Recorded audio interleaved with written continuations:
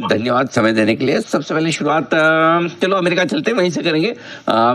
पिछली बार आपसे मुलाकात हुई थी, आपने कहा कि अमेरिकी बाजार जोर से गिरने को है तैयार।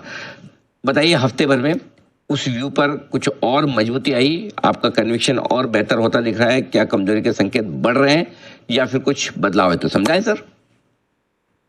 तो अनिल जी, वॉल स्ट्रीट से लेकर दलाल स्ट्रीट तक सब जगह करीब करीब सिमिलर ढांचा बना हुआ है कि इंडिसेस जो है वो गोल गोल गोल गोल घूमकर उम्मीद को कायम रखे हैं। पर आप उनके इंडिविजुअल कंपोनेंट्स में जब जाओ इंडेक्स के, तो आने वाली भारी क्षति के संकेत स्पष्ट नजर आने लग जाते हैं। तो इंडेक्स के अंदर देखिए, दो चीजों से एक इंडेक्स का मूवमेंट क्रिएट होता है। एक इंडिविजुअल स्टॉक कंपोनेंट्स, किसी भी इंडेक्स के टॉप 20 स्टॉक्स मान लीजिए 70-75% मूवमेंट बता देते हैं।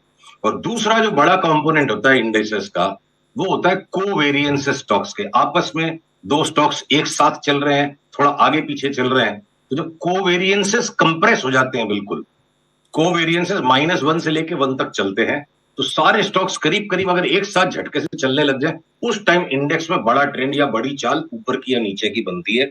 अदरवाइज दो दो चार चार स्टॉक्स को पकड़ पकड़ के करेक्शन कराते रहो, दो दो चार चार स्टॉक्स को बढ़ाते रहो, तो इंडेक्स धोखा दे सकती है।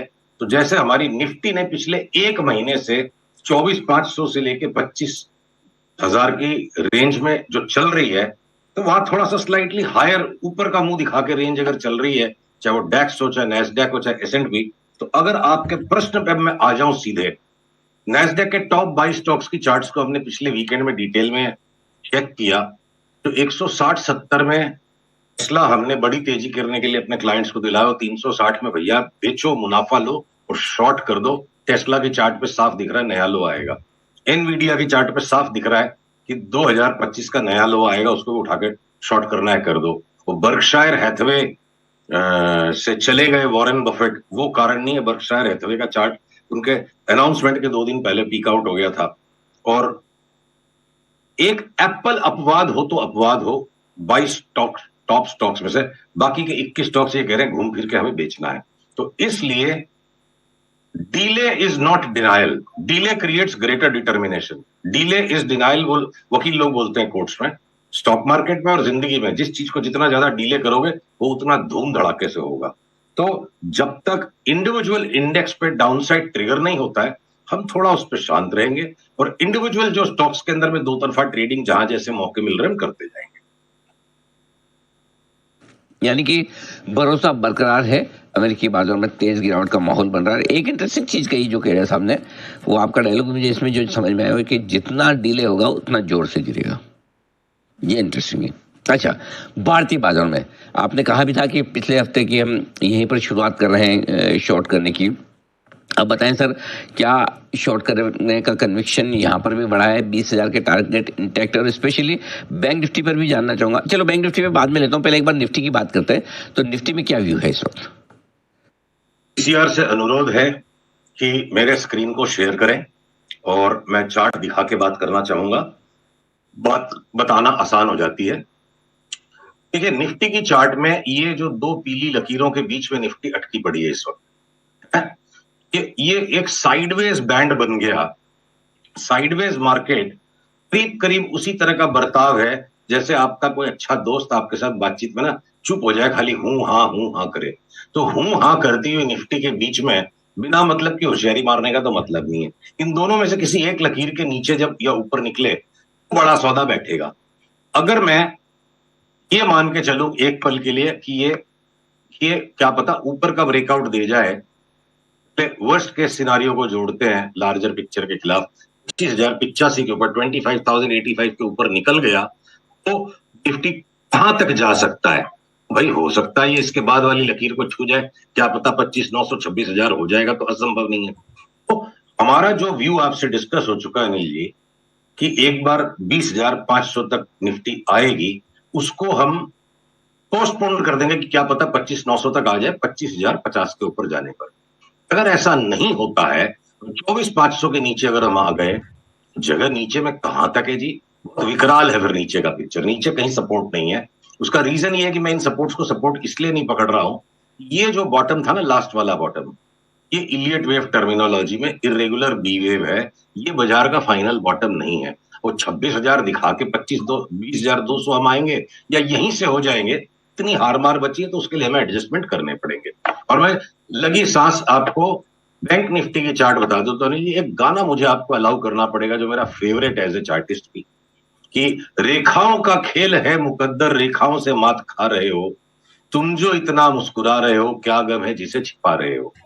ये जो बैंक निफ्टी मुस्कुरा रही है ना, 2 दिन पहले इसने एक नया हाई दिखा दिया, ललचा रही है लोगों को, रेखाओं का खेल है, रेखाओं से मात खा रहे हो। तो न्यू हाई वाला जो क्राउड है वो परसों सकिन हो गया होगा।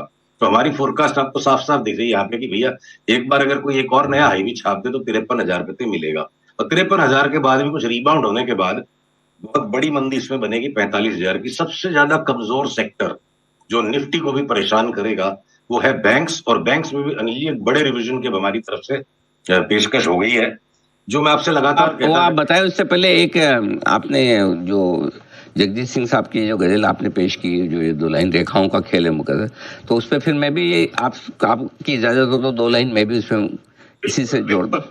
अगर आपके हिसाब से 24,500 टूट गया तो फिर जो भाव अनाप शनाप नीचे आएंगे तो फिर वो उस पर एक और अंतरा यही है, आंखों में नमी हंसी लबों पर, क्या हाल है क्या दिखा रहे हो। क्या बात है। जी सर, बैंक निफ्टी पर अपनी राय दीजिए। बैंक निफ्टी तो वैसे तो लाइफ हाई बना चुका है अभी इसी हफ्ते, और 3 नई लाइफ हाई क्लोजिंग भी दे चुका है। क्या उसके बावजूद कमजोर है बैंक निफ्टी?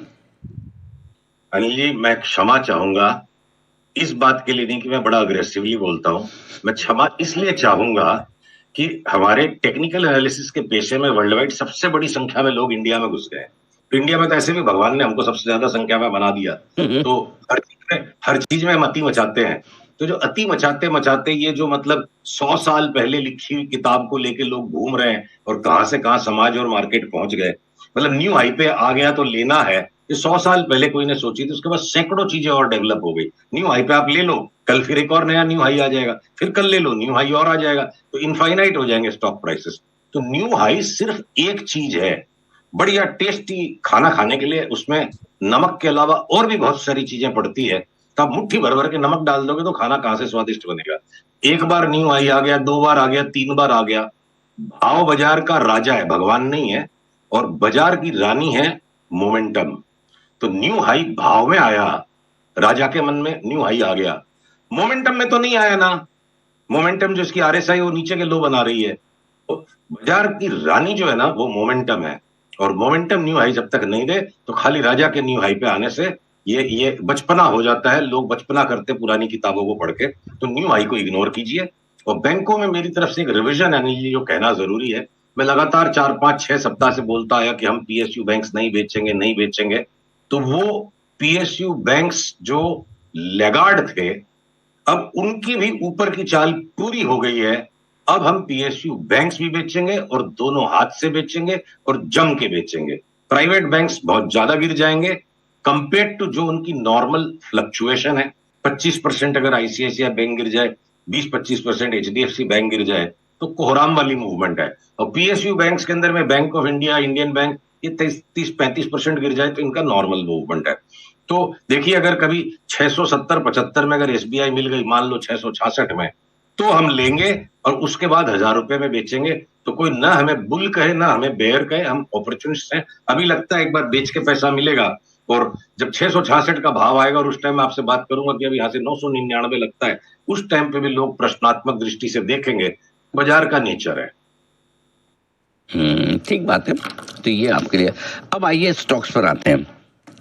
कहाँ आपको दिख रहा है कुछ 2-3 ऐसे स्टॉक जो बहुत तेजी से घटने को तैयार है, या 2-3 स्टॉक जो भले ही मार्केट में मार्कआउट मच जाए, जो होना है हो जाए, ये तो चलेंगे ही? दोनों ही श्रेणियों में स्टॉक है। तो देखिए पहले अगर पीसीआर से अनुरोध है, टाटा स्टील की चार्ट मेरे स्क्रीन पे उसे दिखाए उदाहरण के तौर पे। तो वो शोले पिक्चर में जो बोला था ना उसने, लोहा गर्म है मार दो हथौड़ा, ये जो लोहा गर्म है भी टाटा स्टील का, और ये रिवर्सल दे चुकी है चार्ट। और मेरे को अगला पड़ाव लगता है 100 रुपए के नीचे 98 तक भी छप जाए इसका भाव, तो बड़ी बात नहीं है। इसके पीछे पीछे अगर आपला बोलो की चार्ट में यहां से इसके भाव आधे हो जाए, कोई बड़ी बात नहीं है। को टारगेट मत समझिए, संभावना समझिए। तो steel and steel related stocks में अब पीक आउट हुआ है। इसका निफ्टी हो सकता है 20 दिन और लगा दे, 10 दिन और लगा दे, नहीं मालूम। तो स्टील के स्टॉक्स को बेचिए। इवन नॉन फेरस मेटल्स, वहां पर भी अब बिकवाली का सही रुख है। तो एक तो आगे आपके एक आंसर हो गया कि अभी पीक हमारी मेन सेल क्या है। अडानी ग्रुप में बीच बीच में नेगेटिव न्यूज आती है, वो न्यूज संभल गए, उस पर रिबाउंड हो गया, वो अपनी जगह पर है।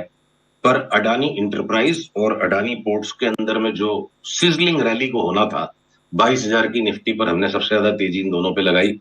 वो न सिर्फ हमने तेजी काटने की सलाह सबको दे दी, शॉर्ट सेल की सलाह हमारे यहाँ पे इंटरनली है। स्टॉप लॉसेस आपके दर्शकों को अपने आप चुनने होंगे, हम आपके साथ घंटे घंटे की रफ्तार पे नहीं आ पाएंगे, पर वो पीक आउट हो चुके हैं स्टॉक्स। और दूसरा आपका जो सवाल का हिस्सा था कि ऐसे कौन से स्टॉक्स कि चाहे कुछ भी हो जाए उनको हम बेचेंगे नहीं। देखिए, हो सकता है बहुत सारे लोग ट्विटर पे लठ लेके आ जाएंगे। सबसे पहली बात तो कुछ भी हो जाए बाजार को, वोडाफोन इस भाव से नहीं बेचना है। नया कब लेना है क्या पता, नीचे 6.25 भी दिख जाएगा, मालूम नहीं। बेचना नहीं, अभी बेचने का जोन गया। 7 रुपए के ऊपर वोडाफोन चलेगा तो चाहे निफ्टी को कहीं जाना है, अगले 1 साल में वोडाफोन 20-21 रुपया लगती। मैं इस कॉल को री एम्फसाइज करूंगा। न्यूज़पेपर को पढ़ के अगर आप आने वाले भविष्य का अनुमान लगा रहे हैं तो ये तरीका गलत है काम करने का। दूसरी बात, जैसे यस बैंक के अंदर में कोई संभावना ही नहीं दिखती थी, कैसे भाई 40 रुपए का भाव हो जाएगा।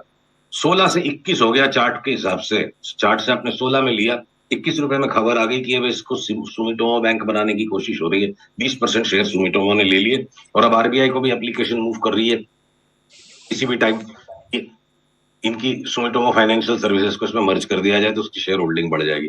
तो खबरें बनेंगी, और खबरें क्या बनेंगी वो तब जब बनेगी तब पता चलेगा। भाव बता रहा है कि कोई पेट भर भर के वोडाफोन आइडिया लेता जा रहा है। उसी तरह से अगर मैं बोलूं एचएफसीएल के शेयर्स, रिजल्ट्स ल्यूकवार्म आए, लोगों ने मन बना लिया उस दिन जाके कस के ठोकेंगे। 5 मिनट के लिए जो नीचे भाव खुला खुला, उसके बाद लगातार ऊपर चल रहा है।